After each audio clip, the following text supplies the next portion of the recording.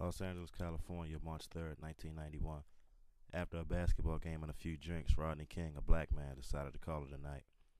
On his way home, King would soon be pursued by police as he was speeding on the freeway. He knew a DUI would be costly, as it would have violated his parole for a robbery conviction.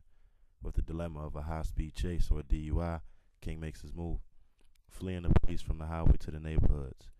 Cornered by several police cars as well as a helicopter, the chase is shortly over.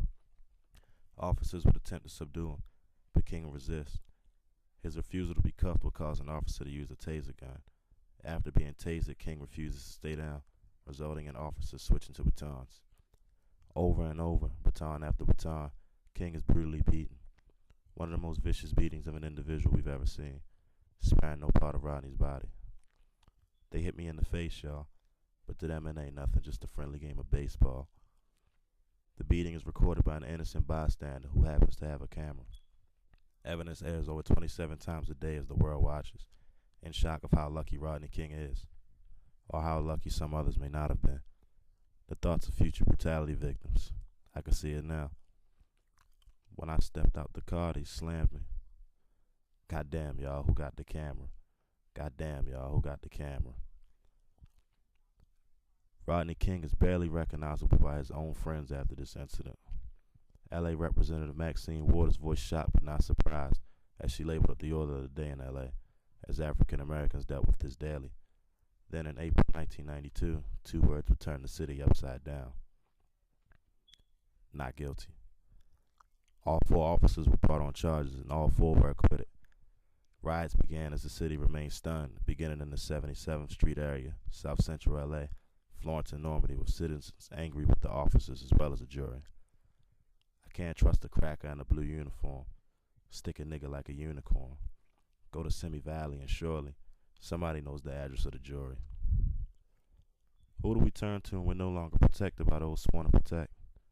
Taking it upon ourselves seems the only way. What we got to lose? We gonna tear this up. Tearing up stuff with fire, shooters, and looters. Now I got a computer. To get some respect, we had to tear this up. Roughly $1 billion in property damage. Over 2,000 injured, 8,000 arrested, 51 killed. Many of which were actually shot down by police officers. And all of this is happening in the span of 6 days. The scene has really gone crazy out here right now.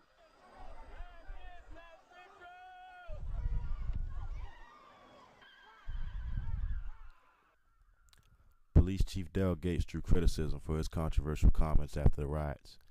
Many were appalled at the way his officers handled the situation. The same actions by his force many believed overboard and unnecessary, Chief Gates labeled beautiful. Gates was no stranger to controversy as the city began to call for his job as they had before. But one can't help but wonder if a simple change in King's skin color would have made a difference, or maybe even the color of the officer's skin for that matter.